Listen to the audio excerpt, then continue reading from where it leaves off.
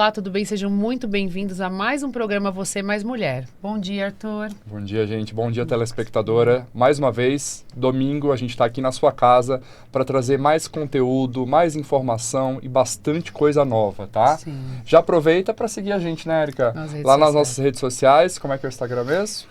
@você.mais.mulher. Exatamente. E antes da gente começar o nosso primeiro quadro, que a Érica já vai chamar a nossa primeira convidada, que hoje é a nossa primeira apresentadora nova do mês de abril, eu quero falar para vocês que nos próximos domingos a gente tá com um spoiler aí, com uma novidade muito bacana. O nosso cenário, nosso estúdio novo, tá ficando pronto e a gente tá muito feliz de poder, né, trazer essa informação e trazer esse novo ambiente para vocês. Vai ficar muito legal, a gente está nos últimos detalhes e vai ter consultório médico, vai ter sala de cozinha para a gente tomar um cafezão da manhã junto com vocês. E a gente está muito feliz e em breve vocês vão conferir tudo. Sim. E agora a gente vai ter um quadro maravilhoso com a Vanessa Rivera. Ela vai falar sobre moda, uma coisa que todo mundo gosta, né, Arthur? Meu, bastante. Vocês perguntam muito nas nossas redes sociais, né? E a gente vem trazendo esse conteúdo, mas moda é algo que a mulher procura demais. Com certeza, né? É verdade. E a gente vai chamar, como a Érica falou, a Vanessa, que é maravilhosa e especialista no assunto, com um quadro muito legal que ela criou. Como é que é? Fala pra gente. Chique e descomplicado. Exatamente, vamos conferir. Sim.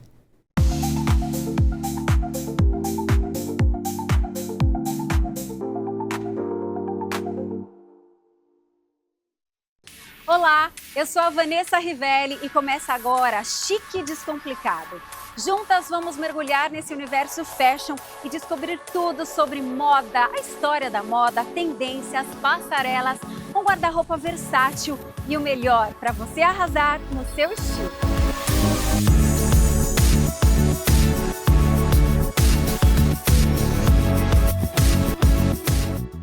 Já cheguei aqui na Requiem, essa loja maravilhosa, inclusive meu look é todo Requiem. Eu vou te apresentar a Rebeca, que ela já trabalha com moda há mais de 20 anos, só que ela tem novidade, ela tá de loja nova, nome repaginado, parabéns primeiro, Rê, pelo seu sucesso. Ela arrasa nos looks, conta pra gente um pouco dessa mudança, desse nome novo. Olá, tudo bem? Pra quem não me conhece, eu sou a Rebeca Kim. Por isso que veio a Requiem. Na verdade, eu tô há 20 anos, um pouco mais de 20 anos no mercado. E quando eu comecei, a minha marca chamava Tuarte. E dela, né, ela foi evoluindo. Bem conhecida também. Ela foi evoluindo, amadurecendo. E o fato da gente agora ter repaginado era justamente porque a gente queria colocar hoje uma mulher, né, Rebeca. Sim. E também porque, assim, querendo ou não, agora na nossa idade, né, assim, as pessoas Mulheres maduras, buscam roupas que sejam confortáveis, porém todo mundo quer estar por dentro da moda. Claro! Aliás, a gente já vai começar falando do que tá por aí. Fica com a gente.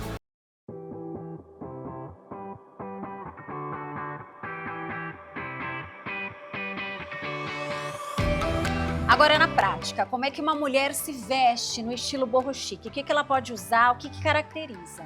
Sim, na verdade as pessoas falam, ai Rebeca, a tendência tá muito boho. E todo mundo quer estar na moda, mas não quer às vezes vestir um certo elemento, sabe? Claro, hoje as batas estão muito em evidência, então muita gente usando essas peças com bastante leveza, mas com muito babado, né? Que mais também, soltas, né? Isso, que remete muito boho. Mas não é só isso, gente. A gente pode traduzir ela de diversas maneiras. Você pode estar clean, com look de alfaiataria, porém com cinto um pouco mais trabalhado, sabe? Essas Olha que fivelas, dica, essas cintos fivelas, grandes. Você viu que tá usando muito? Tá lindo demais. Então é sobre isso. Então às vezes as pessoas falam, ai, o borro. O borro se usa muito a calça jeans, sabia? Jura? Porque é o hippie. Olha que interessante, a gente acha que é só tecido fluido, vestido com babado. Não, ela voltou muito jeans, porque daí você já vê as pessoas usando aquelas camisas bem assim, soltas, oversize, tá? Com volume, e daí ela usa uma calça mais reta. Isso que eu ia perguntar, a calça não vem justa, ela vem solta. Ela vem mais solta dessa vez. E aqueles tamancos que se usavam nos anos 90. Bem confortáveis. Inclusive eu já tô com o meu. Agora, aproveitando que você tá com esse vestido belíssimo, eu adoro estampa de onça, o famoso animal print, vem muito forte também nessa estação, né? Sim. eu acho que assim, esse é a estampa do momento, né? Então, querendo ou não, a estampa de bicho, né, que a gente fala assim, a onça, a cobra, né, agora até a zebra, até a vaca tá vindo. Eu vi bastante. Ela vem de um jeito assim, que em todo inverno ela chega, entende? Só que daí vai muito assim pro gosto de cada um. Tá. Então ela nunca sai de moda, ela é uma estampa que tá aí atemporal. E você viu como ela misturou o casaco em cima, esse casaqueto lindíssimo, deu um toque, deu uma descontraída, porque tem gente que acha que chama muita atenção. Mas é só saber usar, e é isso que a gente vai fazer aqui, né? Sim, sim. Sempre com dicas maravilhosas, as tendências, como mesclar também as peças, ter um guarda-roupa versátil, que é muito importante. Não é porque você tem que comprar tudo que tá na moda. Eu tenho certeza que você tem uma peça que tá em alta, Sim. e tem que saber misturar, né, Rê? Sim, com certeza, porque hoje com a internet a gente tem muitas informações. Então a pessoa vê lá fora, as gringas, né, na Europa, naquele frio usando um trench coat. Sim. Não tem como a gente usar trench coat aqui, é muito Nesse calor. né, nesse calor. País tropical. Então a gente acaba traduzindo para um colete, um casaquete. Então dá para usar aqui, tendo essa tendência, porém de um jeito brasileiro de ser. E a gente aqui com o Chique Descomplicado vai te ajudar. Vocês viram que eu já mudei o meu look, já coloquei a terceira peça e fiquei elegante, hein, Rê? Com certeza. Olha que lindo. A terceira peça, ela traz um ar mais sofisticado, né? Sim. Assim, além de ser sofisticado, ele traz um conforto. No meu caso, que eu estou com uma roupa toda justa, ela acaba trazendo assim um equilíbrio, né? De sobrepor. Então, ela, além de elegante, ela fica super aconchegante. Fica lindo. E às vezes algumas mulheres não gostam de uma roupa tão justa, ou até porque está num ambiente de trabalho. Sim. E vai sair depois, coloca a terceira peça, olha como muda o look. O meu mesmo, vocês viram que ele estava bem mais justo no corpo, colocou, e aliás, essa cor, burgundi, marsala, vinho, tá demais, Tá né? demais, tá demais. Agora eu quero mostrar pra vocês também o tal sapato que a gente comentou, que ela falou da plataforma, que traz aquele conforto, que tá bem alta, que ela já tava vestindo. Mostra pra gente, Rê. Olha que bacana. Ele é extremamente confortável, né? Super confortável, ele apesar de ser super alto, Sim. ele traz esse conforto. E eu gosto, já aproveitando e falar das barras, bem longas, que Sim. dá aquela fluidez e elegância pra gente também, né? Sim, a Requiem foi pensada em mulheres também baixas, também altas, porque a gente tem também mulheres brasileiras muito altas que Sim. tem muita dificuldade, porque às vezes a pessoa tem 1,80 m e ela veste um 38. E fica curta, né? Exatamente. Então, para quem é menorzinha, é mais fácil de fazer essa barra. E também, outra coisa que eu acho bem importante ressaltar, que estamos falando agora de possibilidades. Então, assim, a gente está usando um look, joga um outro. Então, a Rebeca aqui pensou nessas possibilidades, porque hoje em dia temos que ter armários inteligentes. Sim, então, versáteis, exato. né? Então aproveitem todas as dicas. Agora a gente vai falar um pouco das paletas, das cores que estão lindas. A pergunta que não quer calar, a gente ouve muito mocha mousse. É de tomar, é de passar no cabelo? O que é mocha mousse, Rê? Pois é, gente, o famoso mocha mousse é realmente todas as cores remetentes ao café.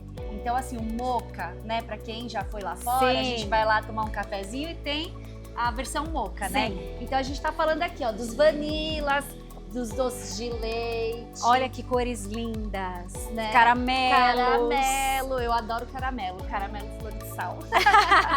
Não e é boba, os né? achocolatados, brigadeiro. Olha e que daí lindo. a gente vai pro café. Então, tá entendido o que é o tão famoso mocha mousse. Gente, vocês estão vendo que as cores, elas são amplas, né? Quando a gente pensa em uma cor só, realmente não dá pra ficar ali, porque em uma cor só a gente mostrou diversas nuances, né? Isso que é legal da moda, essa versatilidade. E com a Rebeca da Requiem fica tudo mais fácil. Vem com a gente.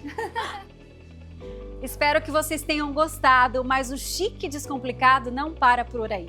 Seguinte, aqui tá o meu Instagram, eu respondo todos vocês. O Instagram do programa, se você tiver dúvida, sugestões, serão muito bem-vindas. E no próximo programa iremos falar de looks para a noite. Espero vocês!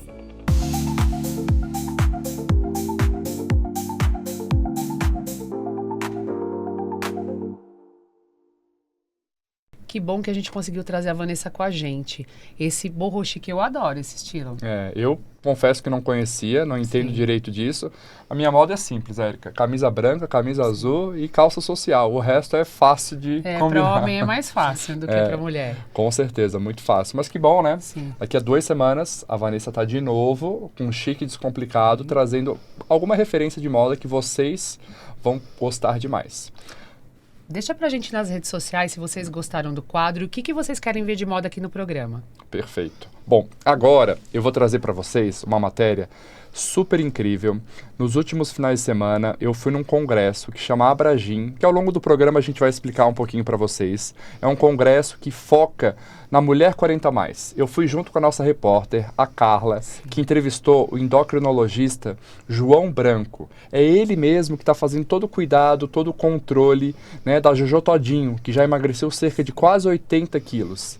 Então olha que interessante, e ele vai passar algumas estratégias. Eu fui no congresso, eu e a Carla, e a gente descobriu tanta novidade super bacana em relação ao cuidado da mulher, em relação à menopausa, em relação ao processo de emagrecimento. Então vamos conferir, a Carla fez uma entrevista maravilhosa. Eu estou aqui com o João Branco, eu roubei ele de lá de dentro, peguei ele, trouxe ele aqui, nada mais é do que o endócrino da Jojo Todinho. E ele vai contar pra gente como que é ser endócrino, o que precisa, porque ela fez uma cirurgia bariátrica, né? Eu também fiz cirurgia bariátrica, então posso falar com propriedade. E eu queria que você contasse para o pessoal lá de casa, a pessoa faz a cirurgia bariátrica, o que ela precisa para manter o peso? Porque tem que ter um protocolo. Exatamente. Com a Jojo, isso já se tornou público, a gente pode também estar aqui falando que se tornou grande frisson. Na verdade, a gente trata a obesidade e damos a importância para a pessoa que contém essa doença, né? A doença não pode ser negligenciada, é uma doença crônica e multifatorial. E a Jojo já perdeu peso com a gente, teve reganho, então não existe tratamento infalível. E a gente usa a cirurgia bariátrica como uma ferramenta. E aí, quando a gente teve essa abordagem multidisciplinar, com treino, aconselhamento nutricional e, principalmente, quando a pessoa muda a cabeça, entende que ela tem que fazer algumas mudanças de hábito, estilo de vida, que sejam duradouras. E essa que é a resposta dela aí, que chegamos num recorde com ela de 82 quilos a menos, mas uma pessoa que mudou a qualidade de vida. E aqui, né, no congresso, a gente vê que as mulheres precisam disso, qualidade de vida. Porque muitas mulheres acham que só fazer a cirurgia bariátrica, seja ela qual for, já é um resultado que vai se manter e não se mantém. A gente vê muitas pessoas voltarem ao reganho de peso por conta de que não seguem a mudança da cabeça, né? Eu falo assim, eu estou magra, mas eu não sou magra. Não. Então eu coloquei isso na minha cabeça e acredito que é o que você coloca na cabeça dessas pacientes aí que acabam falando, não, é só Coca-Cola, vou tomar refrigerante agora. Não, é bom não tomar, tem que ter assim, não é uma dieta, é comer saudável, vamos dizer assim. Exato, é você ter uma estratégia de restringir e não proibir, uma estratégia de mudança de qualidade circadiana do sono, é uma modulação do estresse, e a gente tem que entender o seguinte, perder por perder, independente da interpretação do que está indo embora, é ruim, porque se você perde massa muscular, você não repõe nutrientes, você mantém gordura visceral, a gente vê que isso não traz qualidade de vida, não previne as doenças crônicas não transmissíveis, que são essas doenças evitáveis que a gente adquire com o nosso estilo de vida, e principalmente evitar diabetes, evitar hipertensão, evitar doenças arterioscleróticas, doenças neurológicas, todas essas doenças estão interligadas. E hoje, né, a gente sabe que a obesidade é uma das doenças que pode gerar 230 doenças outras em função da obesidade. Então a gente alerta isso. O tratamento tem que ser amplo e principalmente para você prevenir que mulheres 40 a mais podem viver 40 a mais. Então, eu que o digo, eu tenho 51, doutor. Tá muito bem, então tem que estar exatamente igual você. Tem que se você. cuidar, tem que suplementar. Inclusive, eu falo isso, a pessoa que fez cirurgia bariátrica, ela tem que suplementar a vida inteira, é isso? É verdade, é uma necessidade, onde a gente sabe que 70% das pessoas que fazem cirurgia bariátrica podem ter outros problemas secundários à cirurgia, não tratada, e principalmente derivar outros problemas decorrente da doença base que te levou à obesidade. Principalmente que a gente vê um transtorno mental, que você não cuidou, que você não tem uma abordagem de um psicólogo, de um psiquiatra, que possa estar incluído nessa equipe, que é primordial. Outra coisa que a gente escuta muito é que a pessoa, quando faz cirurgia bariátrica, ela passa a beber, a consumir a bebida alcoólica. O que você tem para falar para as pessoas referente a isso? O porquê disso? Por que elas acabam indo para o lado da bebida alcoólica, que a gente vê muito isso, né? E às vezes acabam até perdendo o controle. Muitas das vezes as pessoas comem por emoção. Então, você participa de um processo de recompensa cerebral que faz parte de uma adicção. Então, você vicia na comida. Você compensa na comida. Quando você faz uma cirurgia bariátrica, que uma das estratégias é restrição calórica, você não consegue comer mais, a restrição estomacal, você não consegue botar volume, você começa a extrapolar para outros vícios. Por isso, a abordagem multidisciplinar, o tratamento medicamentoso pós, o uso de estratégias que você tenha outro tipo de prazer é fundamental. Uma outra coisa, o dumping, né? O famoso dumping. Existe o dumping e existe a glicemia, que fala Isso, falta de glicemia. Hipoglicemia. Isso. Então, o que você fala? São todos que adquirem o dumping?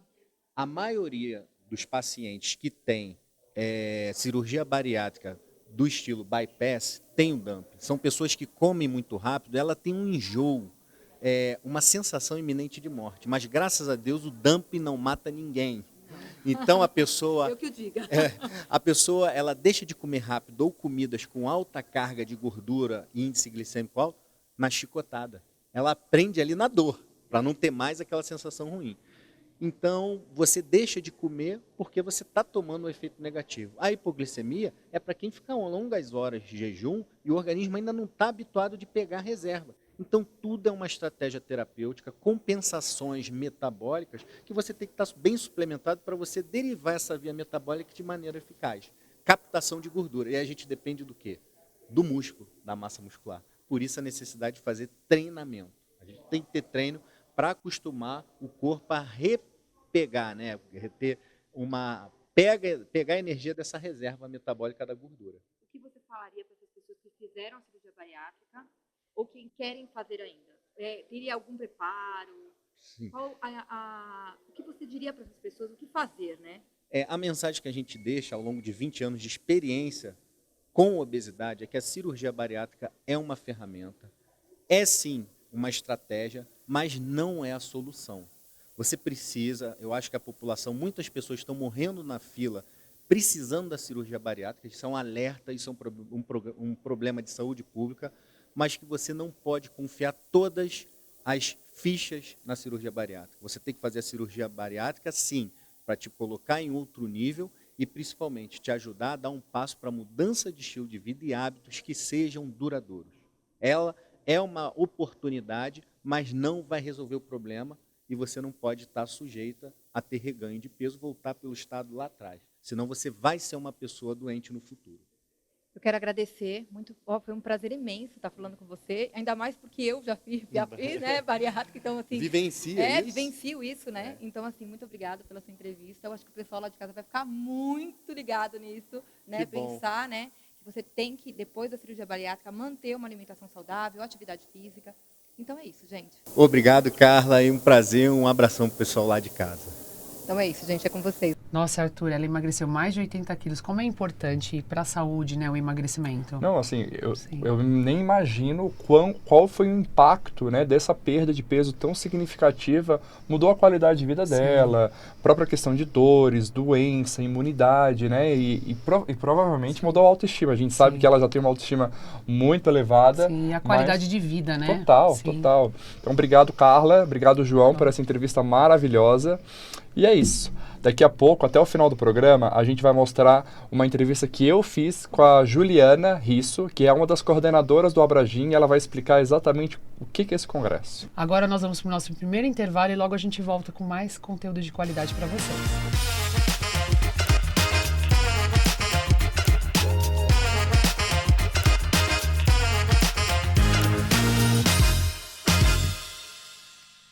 Ei, minha amiga, tudo bem? Por acaso você está se sentindo um pouco irritada, angustiada, sensação de pavio curto ou sentindo oscilações de humor na TPM, climatério ou inclusive na menopausa? Então deixa eu te apresentar o Briófilum Argento Cultum. Ou melhor, você pode chamar de Brió. É um medicamento antroposófico que ajuda a equilibrar emoções, aliviar a ansiedade, a sua inquietação cansaço e angústia. E além disso, ele também pode melhorar o seu sono e trazer momentos de bem-estar, principalmente depois de momentos difíceis. Mas sempre com a indicação do seu médico, hein? Quer saber mais? Então aponte a câmera para esse QR Code e descubra onde encontrar o Brió e toda a linha de produtos Veleda. Além disso, você pode usar esse cupom aqui embaixo e ganhar mais uns descontinhos no site. Veleda, porque a sua saúde importa. Liberdade. Oportunidade. Autonomia. Hey, How was your trip? amazing. I had a great time. Empoderamento. Together we can do it. Instituto B-School. Vai além do seu novo idioma.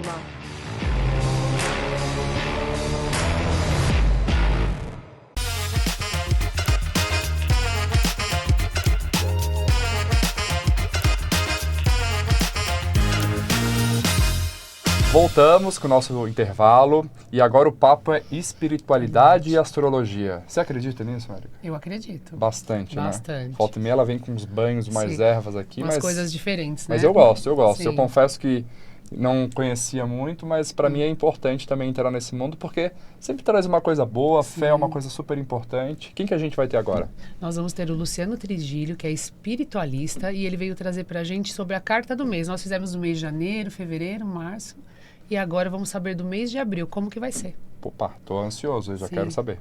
Hoje nós estamos com o Luciano Trigílio, que é espiritualista e terapeuta energético. Seja bem-vindo, Luciano. Agradeço a mais um convite, mais um mês aqui, Sim. né? Tirando as cartas. E como tá passando rápido, né, Luciano? Nossa, Sim. você falou certo. E chegamos no mês, com as previsões Sim, para o mês de abril. Então, mentaliza você que tá aí. Ó, eu tô aqui, o programa é ao vivo. Isso, a gente já tá mentalizando. O programa é ao vivo, ó, tô aqui com o baralho em mãos. Um baralho que eu gosto muito, Sim. Érica. Você vai ajudar? Vou Tirando a ajudar, eu carta vou tirar aqui? uma carta e vocês vão pensar só coisas boas aí em casa, pra gente saber as previsões do mês de abril. Vamos lá, vou abrir aqui no formato de leque, vão mentalizando aí, pessoal. Nós vamos Isso. tirar duas, né, Luciano? Vamos tirar uma depois a outra. Uma do mês de abril. Isso. Vira aí pra eles, vira pra mim também. Olha só, essa carta é chamada carta da atemperança. O que é isso? É um tempero. Então o mês de abril, Érica, e vocês aí, vai ser regado de tempero. Um tempero que não é nem muito doce, nem muito salgado. Então a gente tem um mês harmônico. O mês de abril também aí podemos dizer que é um mês da família, um mês aí, né? Temos Páscoa, temos Onde geralmente as famílias se reúnem, né? Isso, então a gente tem uma carta que mostra, né, esse equilíbrio, essa harmonia. Ah, mas para qual área da minha vida? Entenda-se todas as áreas da vida, né, Érica? Seja finanças, emocional, será um mês aqui de tempero e de harmonia. Essa é a previsão para abril. Gostou, Érica? Gostei muito. Espero que você aí de casa também tenha gostado. Até a próxima. Que coisa boa, o Luciano sempre trazendo coisas incríveis pra gente, né? Exatamente, e é muito bacana a gente trazer essa informação para você de forma mensal, né? É verdade. Querendo ou não, a gente já tá em abril, o ano ó, passou voando. O que você fez aí de bom nesses 3 meses de 2025? Olha, eu vou falar pra você que foi uma correria. Mentira, não corta, deu corta, tempo. corta. Não dá pra falar tudo Não que ela dá fez, pra não. falar, não. Tô brincando, mas assim, passa muito rápido, Sim, né? muito rápido. E quais são os teus planos para os próximos meses desse ano? O que você tá planejando aí pra gente? Para os próximos meses, o programa, né? Trazer cada vez mais coisa boa pra vocês. Focar na saúde e no trabalho. Exatamente. Não tem muita coisa assim. E o mais importante Sim. agora é a gente estrear o nosso cenário Sim, novo, com nosso estúdio certeza. novo. Então é uma meta aí para abril. Se Deus quiser, a gente vai conseguir.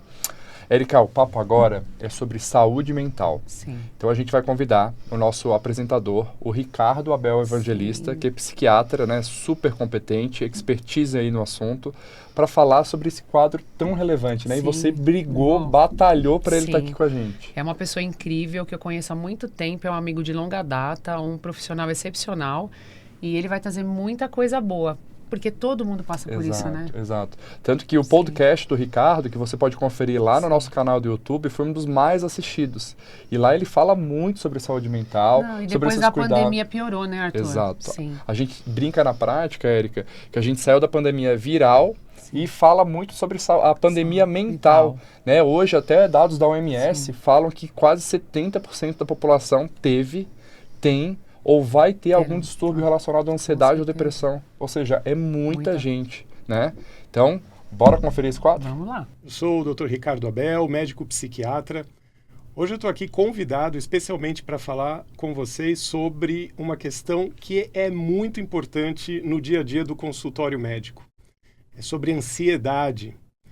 Ansiedade, ela é uma emoção, mas até que ponto ela pode ser normal ou virar uma doença? Essa é uma das grandes perguntas que a gente tem no dia a dia. Ansiedade, é claro que ela pode ser provocada pelo dia a dia estressante, do trabalho que todas as pessoas têm, ou até por problemas financeiros, questões familiares, problemas de relacionamento pessoal. Mas se ter ansiedade é alguma coisa natural, por que precisa de tratamento? É porque às vezes, a ansiedade vai se tornando algo tão intenso, tão frequente, que ela foge do controle e começa a produzir sintomas, inclusive físicos. A ansiedade pode produzir sintomas como tremores de extremidades, aquela mão gelada com sudorese, aceleração da frequência cardíaca, respiração alterada, e a pessoa não consegue relaxar. Ela fica sempre num estado de expectativa, como se alguma coisa tivesse para acontecer. Só que muitas vezes não tem nada tão especial assim para acontecer. Uma outra possibilidade é a pessoa ter uma ansiedade com um motivo justo, porém numa intensidade desproporcional. Esse é um outro problema. Pessoas que, por motivos razoavelmente pequenos, ficam muito tensas. Inclusive podendo ficar com insônia, aumentar a pressão arterial, com dificuldades para executar as tarefas comuns do dia a dia. A ansiedade, ela tem isso. Um pouco de ansiedade até que faz bem. Olha que interessante isso. Um pouquinho de ansiedade faz as pessoas funcionarem melhor. Porque a ansiedade é um estado emocional que incomoda a pessoa para que ela resolva a questão que está preocupando. Então ela se levanta e vai lutar, ela vai para a vida. Mas essa não é uma regra eterna. Um pouco de ansiedade movimenta a pessoa, mas quando a ansiedade passa de um certo limite, a performance da pessoa cai. Ela não consegue mais estudar direito, ela não consegue mais fazer as atividades do dia a dia direito, não consegue se relacionar bem. E ela pode, eventualmente, até ter picos de crise ansiosa. E esse é um problemão que pode ser tratado. Quando a ansiedade já vira doença, quando a ansiedade já é um problema de saúde, ela precisa ser avaliada por um médico, geralmente um psiquiatra, que é a área da medicina que trata das questões de saúde mental. No campo da ansiedade, as mulheres elas são mais vitimadas do que os homens, por uma proporção de 3 mulheres para cada 2 homens. Os homens também têm muitos problemas ansiosos, mas eles acabam buscando menos ajuda médica. Isso é uma questão, praticamente em todas as áreas médicas é mais ou menos assim. Em psiquiatria isso é muito visível. Mas bem, as pessoas podem ter curiosidades, né? E eu recebi algumas perguntas na internet, ali via Instagram, sobre o tema. E aqui eu vou começar respondendo a Rosa Oliveira. Ela pergunta: a ansiedade sempre é uma doença? Então, Rosa, é o seguinte. A ansiedade, ela é uma emoção que todo mundo tem. É comum ficar ansioso em certas situações, como numa entrevista de emprego, esperando o resultado do vestibular, ou aguardando que o filho vai nascer, ou recebendo aquela visita de um primo que você não vê há muito tempo. Certas situações geram ansiedade, que é uma emoção que tem a ver com expectativa do que vai vir a acontecer. Até certo ponto, ela é natural. De um ponto para cima, ela hiperativa o sistema autônomo o sistema nervoso autônomo. E a hiperatividade do sistema nervoso autônomo pode provocar, inclusive, sintomas físicos, como desconforto, taquicardia, respiração acelerada, tremores finos de extremidades. A pessoa pode começar a ter insônia, dormir mal. E essa sensação ansiosa pode acontecer ou em picos isolados, né, crises ansiosas de fato, ou ela pode ficar constantemente aumentada. Não em picos, mas ela fica fora do normal. E a pessoa pode passar o tempo inteiro assim. Inclusive com pensamentos antecipatórios do que está por vir, uma preocupação que não cede, de um jeito muito desproporcional à realidade da vida. Ela simplesmente gasta quilos de preocupação com assuntos que seriam banais, na maioria dos casos. A qualidade de vida dessa pessoa fica péssima. Nesses casos, a ansiedade é uma doença, e nós falamos aí de transtornos ansiosos. Outra pergunta seria da Sônia de Lima Cordeiro. Ela mandou: quais são os principais sintomas da ansiedade? Sônia, eu acho que eu acabei descrevendo mais ou menos na minha fala anterior. A ansiedade, ela tem dois campos, um mais psicológico e um mais físico. O campo psicológico da ansiedade seriam os tipos de pensamento, o estado mental da pessoa ansiosa, que é um estado normalmente de preocupação, de antecipação do que está por vir e sempre num viés um tanto pessimista. Então, pegando um exemplo de uma entrevista de emprego, a pessoa fica muito tensa, antecipando que podem perguntar alguma coisa que ela não vai saber dizer, ou que vai dar um branco, ou que as pessoas vão ser grosseiras de alguma maneira. Isto é, a antecipação é sempre um pouco pessimista para o ansioso. Se eu vou fazer uma prova, a minha ansiedade gera uma preocupação que eu posso não performar bem, que pode me dar um branco na hora.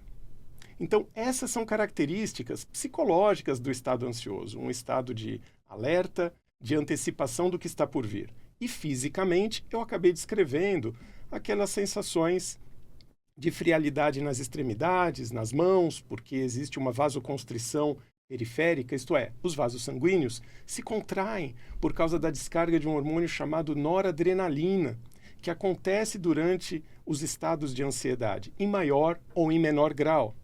E outros sintomas afetando a frequência cardíaca, respiratória. A pessoa ansiosa pode ter dificuldades também com o sono, que acaba sendo um sintoma físico.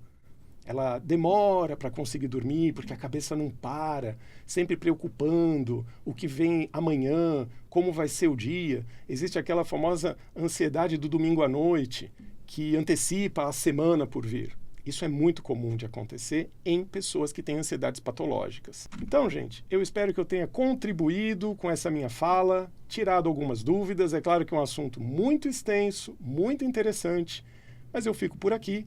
Mas nós vamos ter outras conversas mais para frente. Um abraço para todos. Até mais.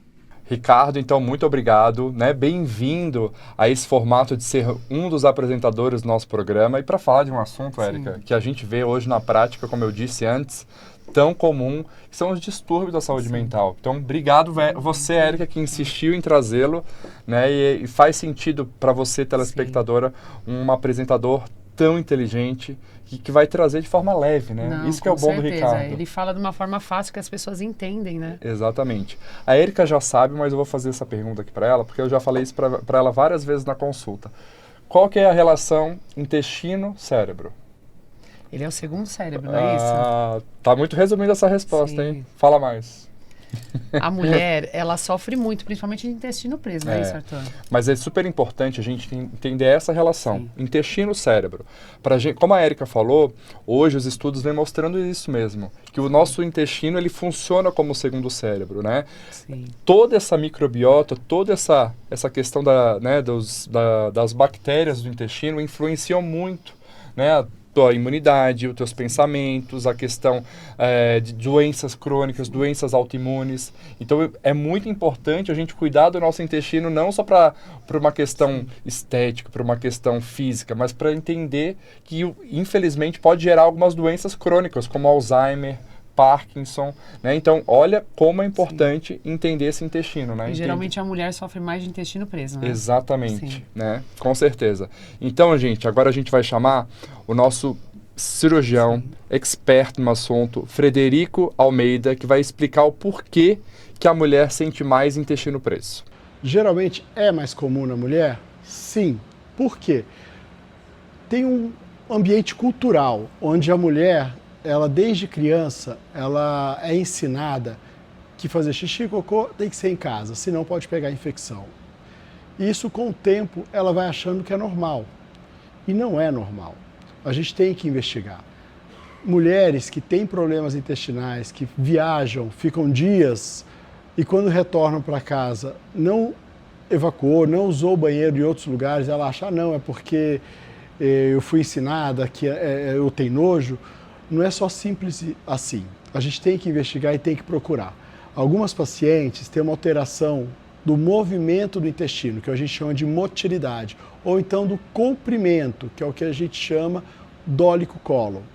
E é importante a gente investigar porque pode atrapalhar diretamente a qualidade de vida, que são aquelas pacientes que se sentem desconfortáveis, com o estômago cheio, que eles falam estômago alto, então a barriga estufada, sente como se estivesse grávida, come um pouquinho e já fica muito desconfortável. Então, quando você procura ajuda médica, a gente faz essa investigação e identifica, fica mais fácil de entender e poder tratar.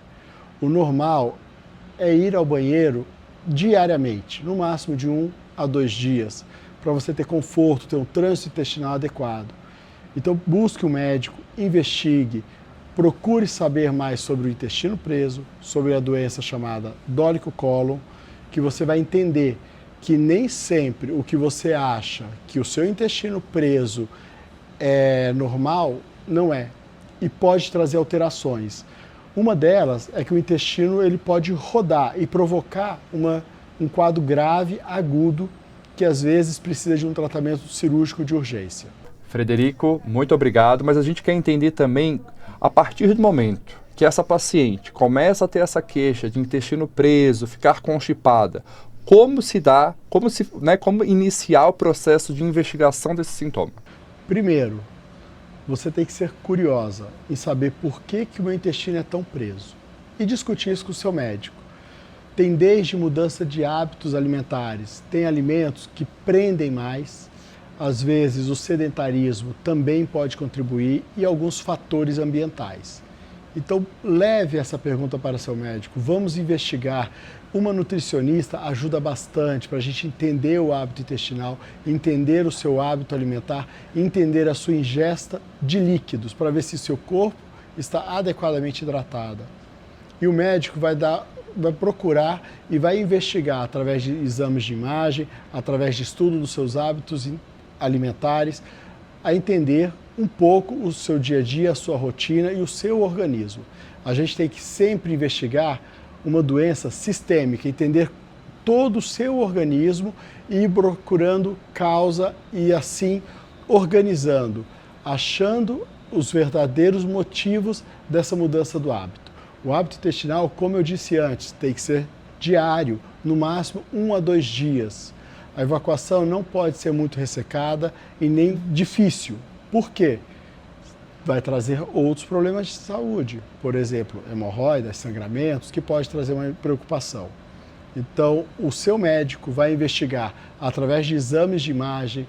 Tem um exame muito específico que a gente chama enema opaco, onde a gente vai fazer um estudo geográfico e aí você vai poder visualizar e entender que o seu intestino pode ter uma alteração ou não.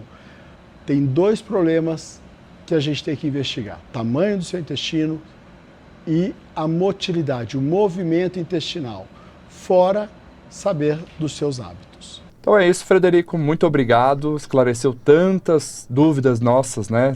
Minha, da Érica, das nossas telespectadoras. Então a gente vai chamar o nosso segundo comercial, nosso segundo intervalo e daqui a pouco a gente volta com mais informação para você. Até mais!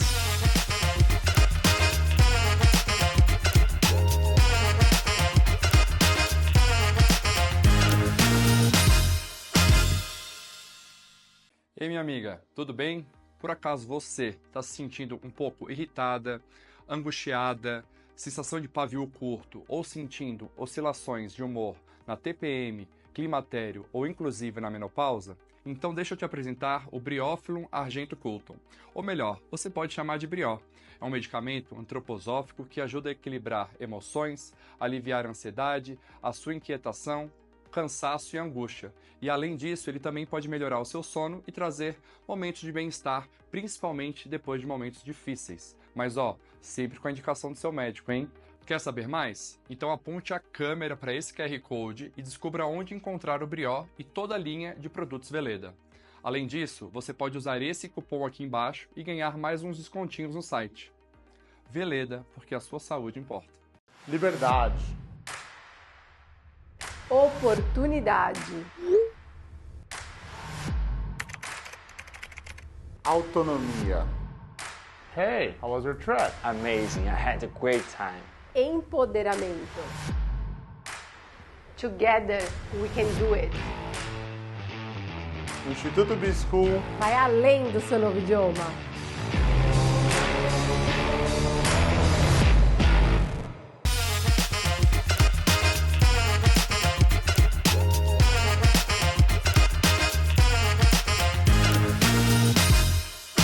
Estamos de volta. E o que vocês estão achando do programa?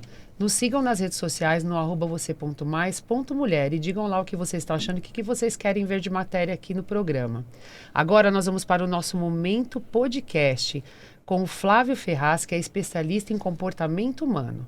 O Arthur fez um podcast com ele e agora nós vamos conferir. Você, como palestrante, como mentor, já deve ter ouvido esse estudo, um dos maiores estudos em relação à população, que avaliou as principais variáveis que o ser humano apresentava, né, quando, ao longo da vida, para se tornar feliz. Viu, atividade física, medicamento, terapia, e a variável mais importante foi os relacionamentos, né, a importância dos relacionamentos que a gente tem ao longo da vida. Tirando, né, a questão homem-mulher, enfim, qual que é o papel hoje de um bom amigo na nossa saúde? Olha, a gente tem 3 tipos de amigos na vida. Você tem os amigos necessários. Tá. Amigos necessários são os familiares, são os colegas de trabalho, é o chefe. Esses, se você não estiver bem, não estiver feliz, você troca de trabalho, mas você vai ter outros amigos necessários que também não serão perfeitos. Então, a vida inteira, você vai ter amigos necessários. Tá. Depois você tem amigos estratégicos.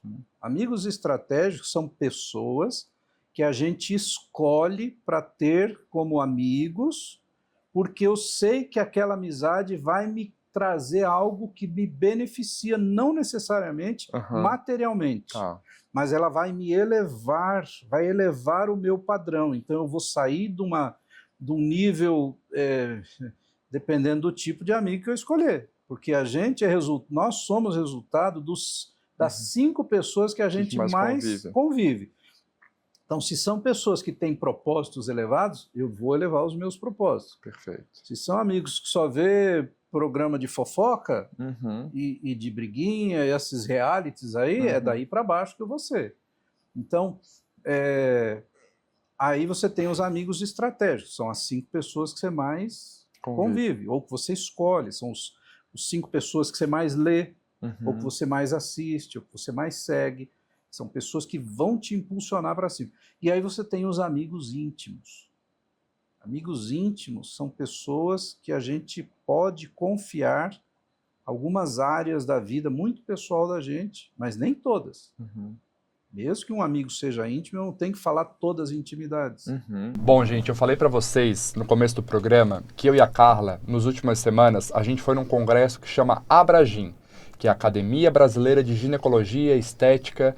Foi a primeira vez que teve esse evento presencial aqui em São Paulo e a gente fez questão de conferir, né? Eu fui convidado para estar lá também, porque é um congresso, é um evento que fala muito do público feminino, do público da mulher 40+. Então, no intervalo ali entre uma palestra e outra, entre uma aula e outra, eu entrevistei a Juliana Risso, que é ginecologista e uma das fundadoras, né, do Abragin. E eu fiz questão de perguntar para ela por que ela teve essa ideia, deu esse start, esse clique, de sair do consultório, sair do hospital, para criar um congresso né, com foco, com objetivo na mulher 40+. Então é isso, eu quero que vocês deixem a Juliana explicar um pouquinho o porquê dessa ideia e o porquê desse propósito tão interessante. Hoje, com muito prazer, saio do estúdio para estar aqui no primeiro Abragim.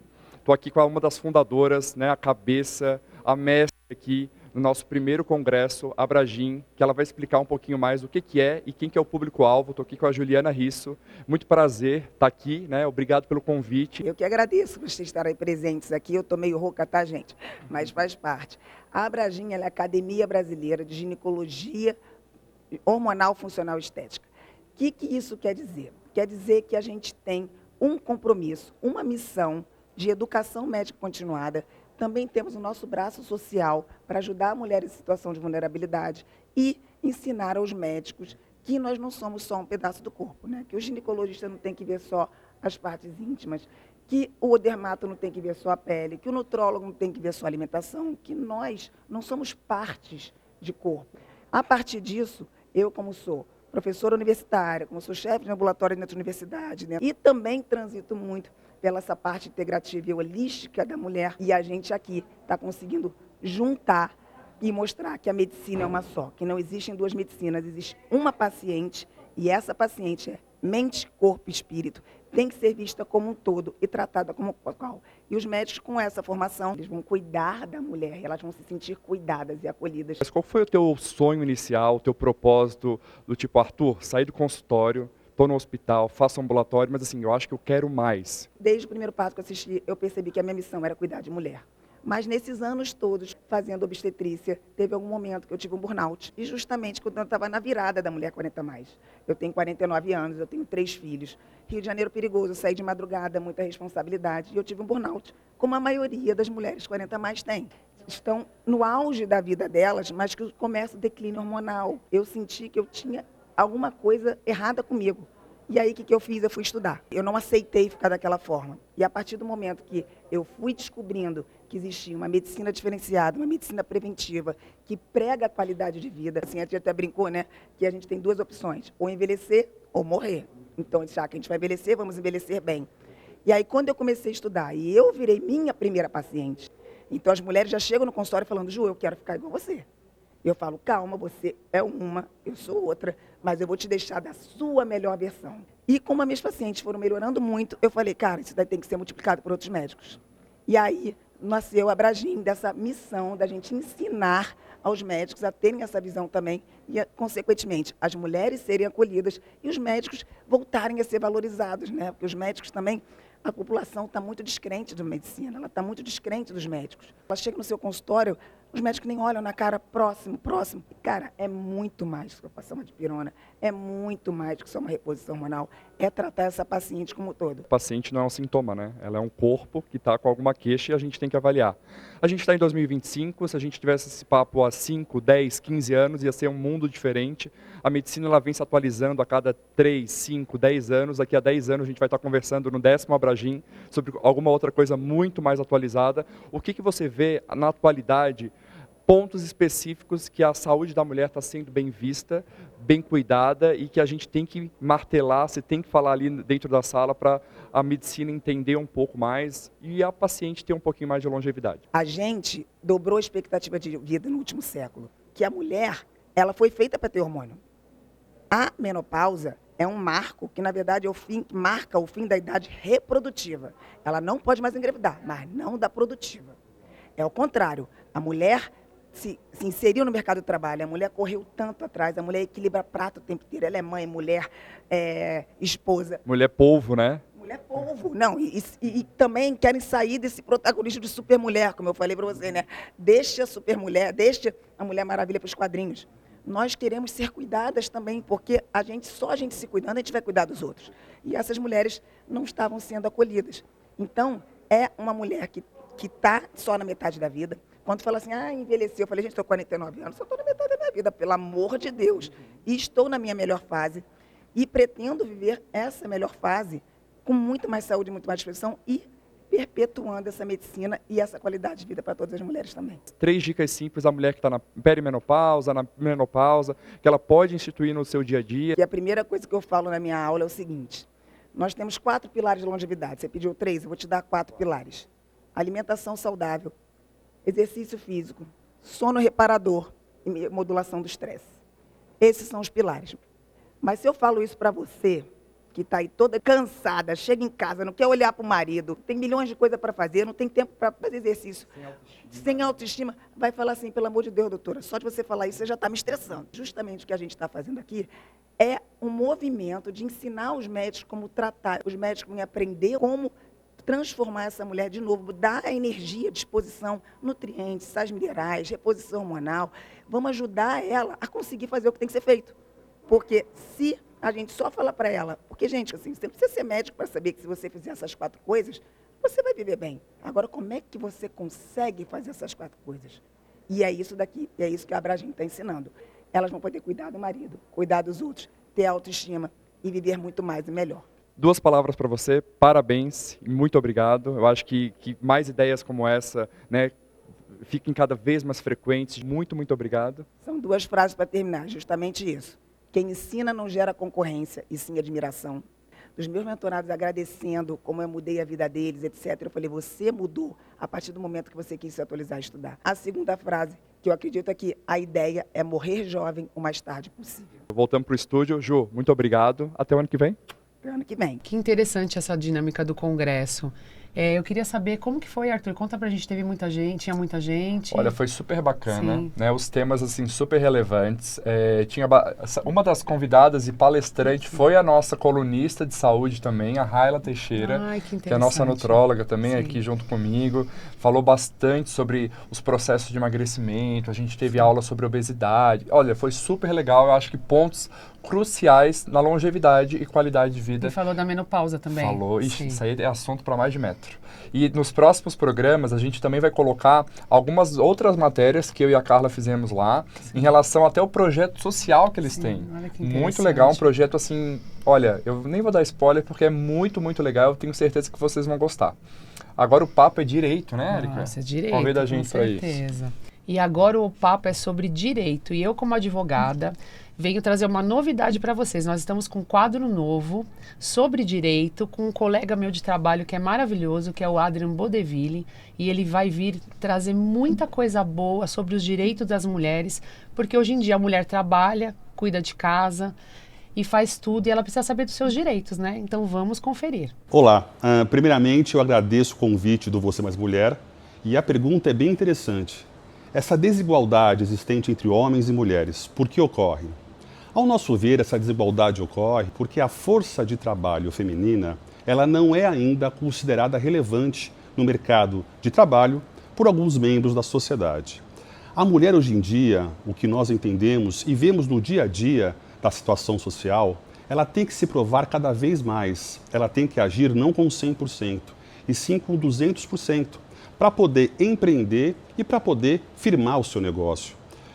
A nossa experiência mostra muitas vezes que a mulher é uma mulher que é dona de casa, profissional, tem que cuidar de inúmeros afazeres e para empreender, muito pouco tempo lhe resta, ainda mais com um montão de burocracia que o mercado impõe à mulher e a sociedade brasileira e as leis brasileiras impõem à mulher. Por isso que eu acho que uma mulher empreendedora, quando ela deseja empreender de uma forma séria, de uma forma correta, ela deve primeiro buscar um curso em alguns órgãos existentes aqui em São Paulo e também a nível de governo federal. Você tem o Sebrae, você tem a Prefeitura de São Paulo que disponibiliza cursos e dão os pressupostos básicos, ou seja, os aconselhamentos básicos para a mulher empreender.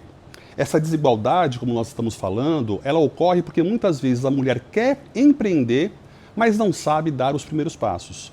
E para dar os primeiros passos é necessário conhecimento. Somente com conhecimento a mulher vai poder empreender, solidificar esse empreendimento e ter sucesso no seu empreendimento.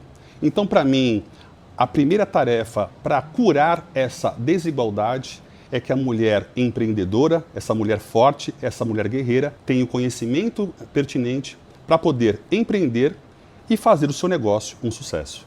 Érica, você já ouviu falar sobre transplante capilar na mulher? Não, eu já tinha ouvido falar do homem, mas na mulher não. Querendo ou não, o homem pela calvície, pela perda de cabelo, né, de maneira geral, tende a fazer mais do que a mulher. Mas está cada vez mais comum a gente ouvir falar em transplante capilar na mulher e também transplante de sobrancelha. Você sabia? De sobrancelha eu já tinha ouvido falar. É. Então, olha como é bacana. Para a gente falar um pouco sobre esse assunto de transplante capilar na mulher, a gente vai chamar agora a tricologista, a Márcia Darkt-Gil. Tem que arrumar esse sobrenome aí que é difícil. É verdade. Para falar sobre o assunto, que é super relevante e interessante. Vamos lá? Transplante capilar. Ele existe em mulheres e por que ele deve ser sempre a última opção? O transplante capilar pode ser realizado em mulheres. Hoje nós temos a técnica FUI, que é onde você tira folículo por folículo, e essa técnica está associada ao fio longo, então você não precisa nem mais raspar seu cabelo para fazer esse transplante capilar. Mas ele é sempre a nossa última opção. Por quê? Porque hoje nós temos uma medicina que chama-se regenerativa, onde você volta a estimular as células como se elas fossem novas para fazerem crescer esses cabelos. A medicina regenerativa tem pego muita força dentro da medicina capilar nos últimos tempos. E ela está associada à gordura autóloga, ao PRP sanguíneo, a exossomos autólogos, onde você tira sangue, processa tudo isso e coloca no seu folículo piloso, justamente para fazer crescer esse cabelo. Cada folículo piloso tem uma célula tronco junto e ele é capaz de estimular algumas ao seu redor. Então, se a gente estimula certo esses folículos que não morreram ainda, você não vai precisar de um transplante capilar. Mas se você já tem uma alopécia, que a gente chama de cicatricial, onde o infiltrado inflamatório da queda de cabelo pegou esse folículo piloso e ele acabou morrendo, a gente não consegue recuperar mais. Se você tiver um controle de 6 meses sem evidência de doença, a gente já pode programar um transplante capilar. Isso é muito utilizado em alopécias frontais fibrosantes, onde você tem um infiltrado inflamatório na região da hairline do cabelo e ele vai avançando em direção ao vértex e esses folículos acabaram morrendo. Essa condição é grave, mas tem controle. E se você perdeu esse folículo piloso, a gente sempre pode transplantar. O que a gente tem que lembrar é que o transplante é tirar de uma área da zona doadora e colocar em outra. Aonde a gente tirou esse folículo, vai virar uma cicatriz e aí não vai ter mais. A gente sempre deixa ele como última opção.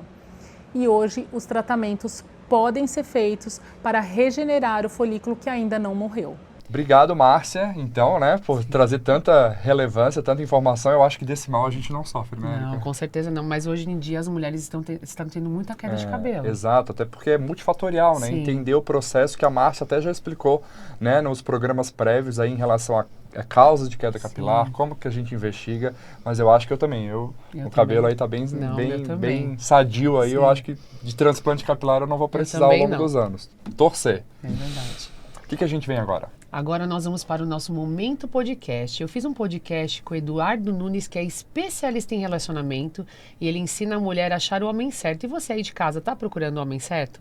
Vamos conferir agora. Após o trecho do podcast, nós vamos para o nosso intervalo. E quando nós voltarmos, não deixe de nos seguir nas redes sociais, no @você.mais.mulher. Vamos assistir. É a coisa mais clássica que acontece. Nós homens, a gente bate o olho numa mulher, se empolga. Sim. E vai procurar defeito. Se eu não achar defeito, eu me apaixono por ela. Olha isso.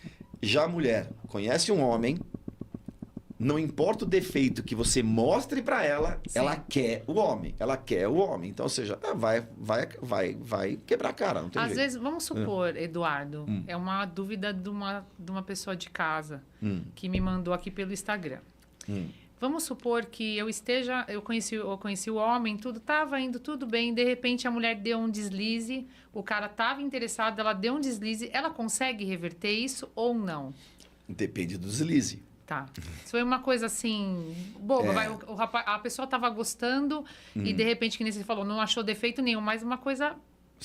Então, esse defeito que você... Se o homem saiu de campo, então o homem é o seguinte, é muito simples, é muito fácil você analisar. Certo. Entendeu? O homem você consegue analisar, o homem é o que faz e não o que fala. Sim. Então, se o cara falar, te odeio, não quero ver a sua cara, sai bater na porta. Quando você abre a porta e ele tá no hall, esse cara gosta de você. Sim. Se o cara fala, eu te amo, você é a mulher da minha vida, você é a mulher da minha vida, mas aparece uma vez por semana só pra tirar um sarrinho e sair fora, esse cara tá te usando. Então o homem, é só você analisar as atitudes dele. Sim. Já vai saber. Então, só que o homem, como eu te disse, ele vai procurar defeitos. A gente tem medo. Então, um homem morre de medo de se apaixonar pela mulher errada.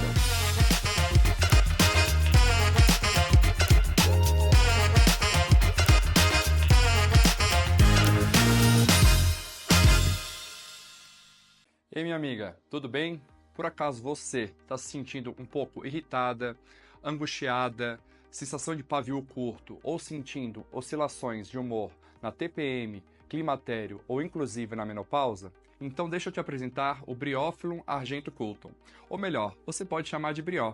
É um medicamento antroposófico que ajuda a equilibrar emoções, aliviar a ansiedade, a sua inquietação, cansaço e angústia.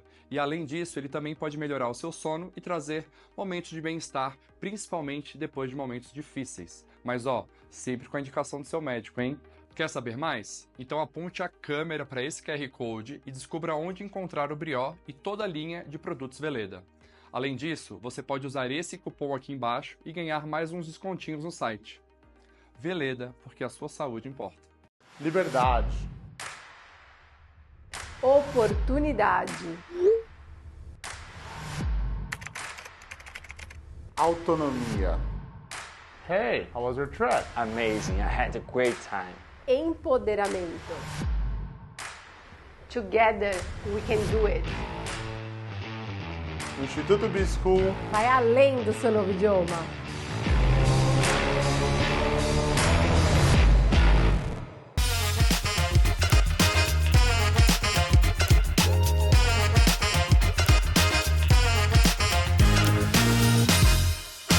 Último bloco do nosso Você Mais Mulher. Nossa, como passa rápido, hein? Nossa, muito rápido.